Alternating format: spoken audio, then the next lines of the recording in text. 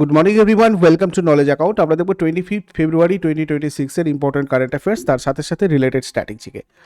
যেমন আজকের first question খুব ইম্পর্টেন্ট। 2026 সালে বাফটা অ্যাওয়ার্ডসে কোন ভারতীয় চলচ্চিত্র সেরা শিশু আর পারিবারিক চলচ্চিত্র বিভাগে পুরস্কৃত হয়েছে?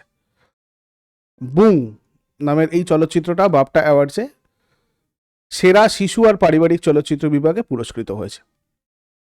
2026 সালের ব্রিটিশ একাডেমি ফিল্ম অ্যাওয়ার্ড বা যেটা আমাদের বাফটা বলা হয়, এই বাফটাতে ইতিহাস তৈরি করেছে এই মণিপুরী ছবিটা বুং।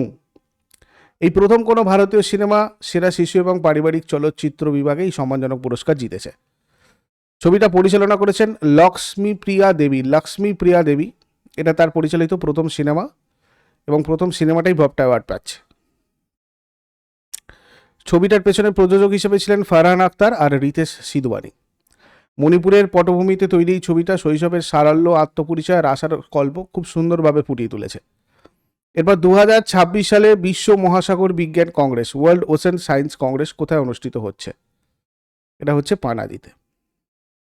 চতুর্থ বিশ্ব মহাসাগর বিজ্ঞান Congress, fourth world ocean science Congress 2026, এটা হচ্ছে ন্যাশনাল ইনস্টিটিউট অফ ওশেনোগ্রাফি, যেটা পানাজিতে রয়েছে আমাদের গোয়া।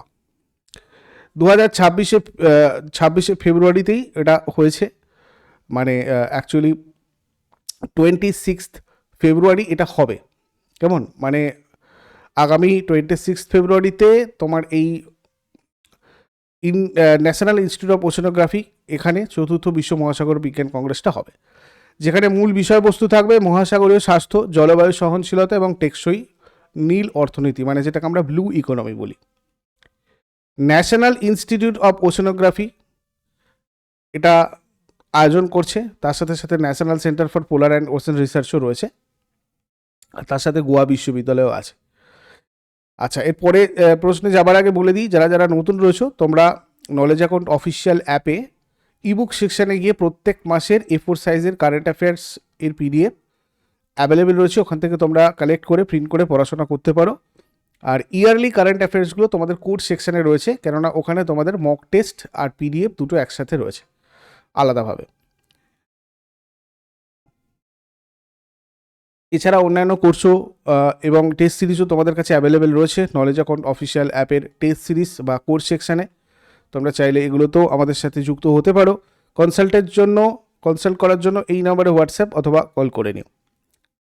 নেক্সট, সম্প্রতি কোন রাজ্যের পালামৌ টাইগার রিজার্ভ বনজীবী দিদি প্রকল্প চালু করেছে?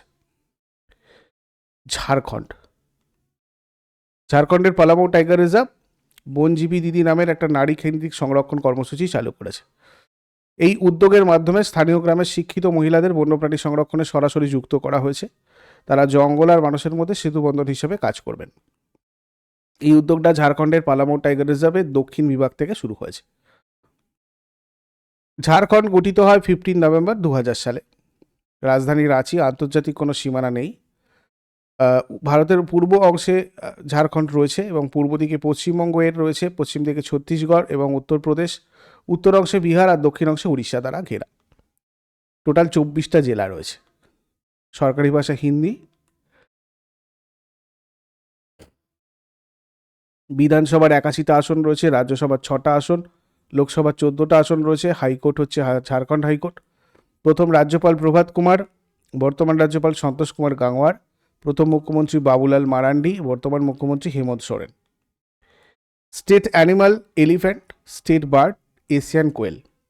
State tree sal, Betla National Park, Hazaribagh National Park, এগুলো হচ্ছে এখানকার ইম্পর্টেন্ট ন্যাশনাল পার্কস।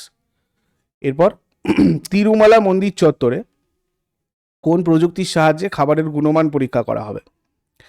তিরুমালা মন্দির চত্বরে ইনোজ এবং ইটাং এই দুটো তোমার হচ্ছে প্রযুক্তির সাহায্যে খাবারের গুণমান পরীক্ষা করা হবে। 25 কোটি টাকায় নতুন খাদ্য পরীক্ষাগার স্থাপন করা হচ্ছে। প্রসাদম আর উপাদান, যেমন ধরো ঘি, শুকনো ফল, মশলার মান পরীক্ষা, এগুলো হচ্ছে মেন উদ্দেশ্য। 2024 সালে তিরুমালা লাড্ডুতে ভেজাল ঘি নিয়ে উদ্বেগের পর এই উদ্যোগ, আর এটা সমর্থন করেছে food safety and standard authority of India. AI based দ্রুত বিশ্লেষণের জন্য ইনোজ আর ইটাং প্রযুক্তি ব্যবহার করা হবে। এরপরে প্রতি বছর ভারতে কেন্দ্রীয় আবগারি দিবস, সেন্ট্রাল এক্সাইজ ডে, কবে পালিত হয়? 24 ফেব্রুয়ারি এটা পালিত হয়। কেন্দ্রীয় আবগারি দিবস হচ্ছে ভারতের প্রতি বছর 24শে ফেব্রুয়ারি পালিত একটা অনুষ্ঠান, যেটা কেন্দ্রীয় পরোক্ষ কর আর শুল্ক বোর্ড, যেটা আমাদের সিবিআইসি, এর কাজের প্রতি সম্মান জানাতে এবং কেন্দ্রীয় আবগারি আর লবণ আইনের প্রণয়নের দিনটাকে চিহ্নিত করে। এই দিনটা সিভিক কর্মকর্তাদের আন্তরিক প্রচেষ্টা, পরিষেবা আর অবদানকে স্বীকৃতি দেওয়ার জন্য উৎসর্গীকৃত।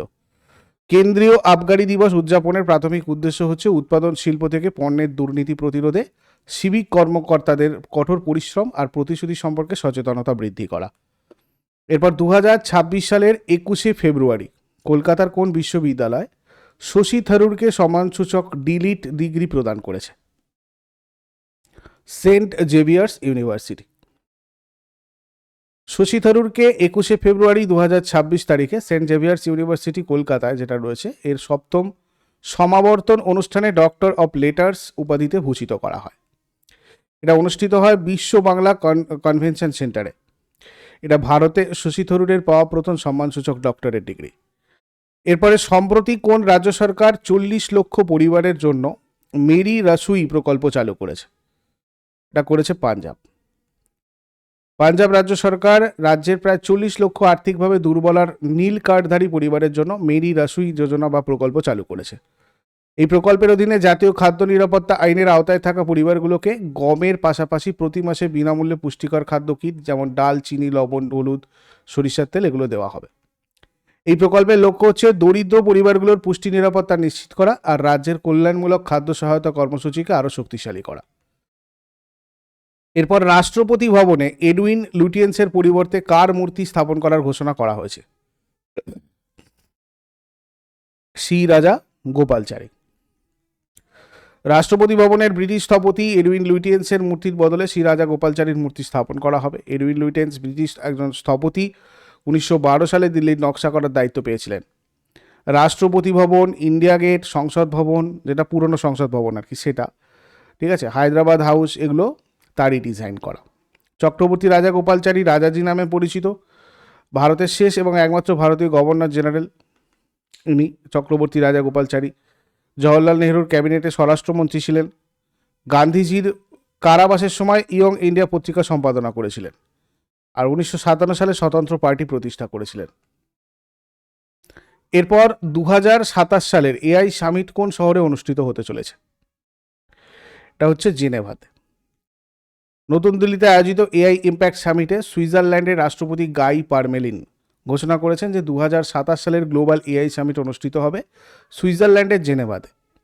2028 সালের এআই সামিটের আয়োজক হিসেবে সংযুক্ত আরব আমিরাত, এর নামও নিশ্চিত করা হয়েছে।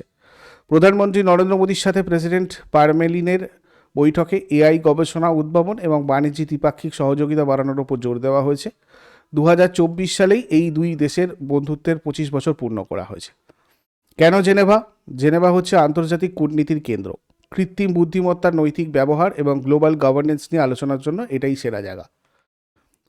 ভারত সরকার সন্ত্রাসবাদ দমনে সম্প্রতি কোন জাতীয় নীতি চালু করেছে? প্রহার। 23শে ফেব্রুয়ারি 2026 ভারতের স্বরাষ্ট্র মন্ত্রক সন্ত্রাসের বিরুদ্ধে লড়াইয়ের জন্য লঞ্চ করা হয়েছে জাতীয় সন্ত্রাসবাদ বিরোধী নীতি প্রহার। এই নীতির মূল ভিত্তি হচ্ছে জিরো টলারেন্স, কোনোভাবেই হিংসাকে সমর্থন না করা। ড্রোন হামলা, ক্রিপ্টোকারেন্সি ফান্ডিং, ডার্ক ওয়েব এবং সাইবার অ্যাটাকের মতো আধুনিক হুমকি মোকাবিলা করাই এই নীতির প্রধান লক্ষ্য। প্রহারের মূল উদ্দেশ্য হচ্ছে প্রতিরোধ, দ্রুত প্রতিক্রিয়া, সক্ষমতা বৃদ্ধি আর আইনি সুরক্ষা, মানে 4টে স্তম্ভের উপর ভিত্তি করে আর কি। এরপরে আন্তর্জাতিক মাতৃভাষা দিবস উপলক্ষে উপরাষ্ট্রপতি কোন দুটি ভাষায় ভারতের সংবিধানের আপডেট সংস্করণ প্রকাশ করেছেন? তামিল আর গুজরাটি। ভারতের উপরাষ্ট্রপতি সিপি রাধাকৃষ্ণন উপরাষ্ট্রপতি ভবনে ভারতের সংবিধানের তামিল আর গুজরাটি সংস্করণের নতুন সংস্করণ প্রকাশ করেছেন। এই উদ্যোগ নেওয়া হয়েছে যাতে প্রত্যেক মানুষ নিজের মাতৃভাষায় দেশের সংবিধান আর আইন সহজে বুঝতে পারে। এতে সাধারণ মানুষের মধ্যে সাংবিধানিক সচেতনতা বাড়বে, মানুষ তাদের অধিকার আর দায়িত্ব ভালোভাবে জানতে পারবে। আঞ্চলিক ভাষায় সাংবিধানিক জ্ঞান ছড়িয়ে দেওয়া এবং অন্তর্ভুক্তিমূলক শাসন ব্যবস্থা গড়ে তোলাটাই উদ্দেশ্য। এবার আগের দিনের হোমওয়ার্ক দেখে নেব আমরা। স্বাধীন ভারতের শেষ British governor general Lord Mountbatten আর স্বাধীন ভারতের প্রথম ভারতীয় গভর্নর জেনারেল হচ্ছেন চক্রবর্তী রাজা গোপালচারী। আর আজকে তোমাদের জন্য প্রশ্ন থাকবে, জেমস অ্যান্ডারসন কোন খেলায় অবদান রাখার জন্য নাইটহুড উপাধি পেয়েছেন? কোন দেশের পুরুষ ক্রিকেট দল প্রথমবারের মতো টি-20 বিশ্বকাপের জন্য যোগ্যতা অর্জন করেছে? শেষকালে কমেন্টে জানাও। চট করে আগের দিনেরগুলো কুইক রিভাইজ করে নেব। যারা যারা লাইভে রয়েছে অ্যান্সার করার চেষ্টা করো। 24 ফেব্রুয়ারি 2026-এর কারেন্ট অ্যাফেয়ার্স কী ছিল? ভারতের প্রথম নব ভারত র্যাপিড রেল করিডোর কোন দুটি শহরের মধ্যে সংযোগ স্থাপন করেছে? দিল্লি আর মিরাট। 2026 সালের শীতকালীন অলিম্পিকে পদক তালিকায় কোন দেশ প্রথম স্থান অধিকার করেছে? নরওয়ে। 2026 সালে AIMA থেকে কে business leader of the year পুরস্কার জিতেছেন? Karan Adani. Atal Bihari Vajpayee the eternal statesman এই বইটা কে উন্মোচন করেছেন? উপরাষ্ট্রপতি সিপি রাধাকৃষ্ণন। 2026 সালের 79তম বাফটা অ্যাওয়ার্ড অনুষ্ঠানটা কোথায় অনুষ্ঠিত হয়েছে? লন্ডনে। ভারতের নিজস্ব প্রযুক্তিতে তৈরি টিডি ভ্যাকসিনটা কোথায় লঞ্চ করা হয়েছে? Central research institute কাসৌলিতে। 2026 সালের ফেব্রুয়ারিতে কে মহিলা আন্তর্জাতিক ক্রিকেটে সর্বাধিক ম্যাচ খেলার বিশ্ব রেকর্ড করেছেন? হরমনপ্রীত কৌর। নেদারল্যান্ডের ইতিহাসে কনিষ্ঠতম প্রধানমন্ত্রী হিসেবে কে দায়িত্ব গ্রহণ করেছেন? রব জেটেন। 2026 সালের বাফটা অ্যাওয়ার্ডসে কে সেরা অভিনেত্রীর পুরস্কার জিতেছেন? জেসি বাকলি। ইন্দিরা গান্ধী সুখ শিক্ষা যোজনা কোন রাজ্য সরকার চালু করেছিল? হিমাচল প্রদেশ। পশ্চিমবঙ্গের কোন প্রাক্তন কেন্দ্রীয় মন্ত্রীকে বাংলার রাজনীতির চাণক্য বলা হতো? মুকুল রায়। এগুলো ছিল আগের দিনের কোয়েশ্চেন্স। ইউজফুল বলে মনে হলে অবশ্যই সবাই লাইক করো, বন্ধুদের সাথে শেয়ার করো, আর প্রতিদিন সকাল 6টার সময় ডেলি কারেন্ট অ্যাফেয়ার্সের আপডেটের জন্য নলেজ অ্যাকাউন্টকে সাবস্ক্রাইব করে বেল আইকন প্রেস করে অলে ক্লিক করে রাখো। Thank you so much. Take care. Have a great day.